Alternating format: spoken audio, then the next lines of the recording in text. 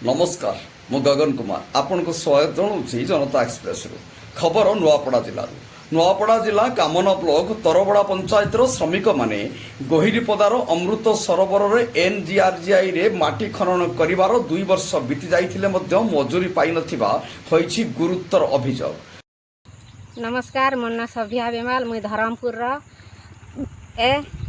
आमे अमृत सागर रे मेट बुही थिनु तोरबड़ पंचायत आम मेट बुहिला पैसा पकामु बेले नि पकाबार मुई 50 गुदी मेट बुही थिनी आर एन के पकामु सप्ताह बोली कर कहले आउ नि पकावा आउ एतक 1.5 बरस लाना नि पकावा जिरेस मान को भी कहली सरपंच को दीदी गुटे भी से आम ग्रामवासी दीदी गुटे भी कहली से भी प्रकाश थाउकी सरकार निर्देश मुताबक जिलार प्रति पंचायत रे अमृत सरोवर खनन करिबा पाई विज्ञप्ति जारी होइथिला। एही योजना कार्यकारी हेले स्वच्छ स्नान एवं लोक माने सुविधा रे पानी पाई परिबे एवं जीवजंतु माने मध्य खूब आराम रे पानी पीबार व्यवस्था करा जाइथिला।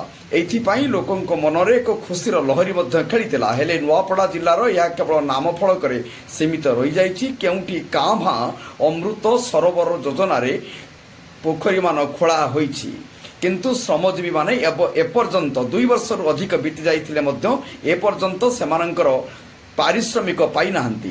तरबड़ गोहरीपदा धरमपुर ग्रामर श्रमिक माने माटी काम करी पाउणा पाई नथिबा अभियोग करिसंती। धरमपुर गाँर वकील सबर 90 माझी गुणधर खरसेल गोपाल केतेकी प्रताप कोटा शोभा माझी इबर माझी तरजीराम बेमाल सभ्या बेमाल ललिता देवगुरु प्रेम खरसेल समेत शताधिक श्रमिक पाउणा पाहान्ती। केवल तरबड़ पंचायत नुह जिलार अन्य पंचायत समस्या केतक पंचायत अमृत सरोवर नाम फलक लगी भी काम शून नाम फलक अच्छी किंतु अटकल परिमाण काम आरंभ शेष तारीख नहीं। ए संक्रांत कमना अतिरिक्त गोष्ठी उन्नयन अधिकारी भक्तबंधु बुडेन को पचारू आम पाखक अभियोग आसला। एपीओ को दायित्व देइछु बहुत शीघ्र पाउणा मिलिजियो बोली कहिथिले। एपीओ जितेंद्र साहू कहिसंती फाइल टंका सरी जाइछि जेई को काई कुहा जाइछि नूतन फाइल खोली एस्टिमेट तैयारी करी जिलापालक पाखक पठाइबाकू पैसा आसिले आमे देई देबु किंतु एते दिन धरी से माने पैसा देउ नथुले काहेकि या मध्य गोटे तदंत सापेक्ष।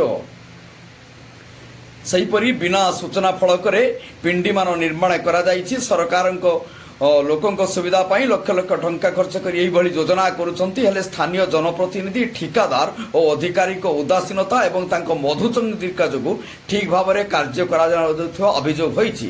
नुआपड़ा जिला कमना ब्लॉक अंतर्गत रोजना साप्ताहिक बाजार रे चली पिंडी बा चटाण निर्माण। सूचना मुताबक पिंडी निर्माण काम बिना फलक चली। सरकारी नियम अनुसार प्रथमे फलक लगाजिबो तापरे कार्य आरंभ करिबार नियम रही। फलक नथिबारु केते टंका अटकल काम होउछि लोके जानी पारु नांती। ठिकादार और जईक मधुचंद्रिका चली उन्नयनमूलक कार्यक्रम। पिंडी रे मध्यभाग रे बाली देवा बदल रे माटी पकाई ऊपर कंक्रीट करा जाउछि। अल्प किछि दिन कला परे ता भांगी जिबा संभावना रहिछि।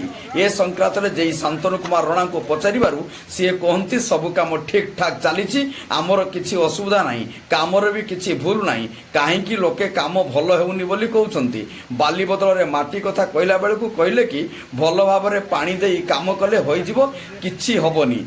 एथिरु जहाँ जना पड़ुछि जेहिंकर नुआ नियम एवं नुआ पाठपढ़ा बोधुए सारा ओडिशा एबे मानिबो।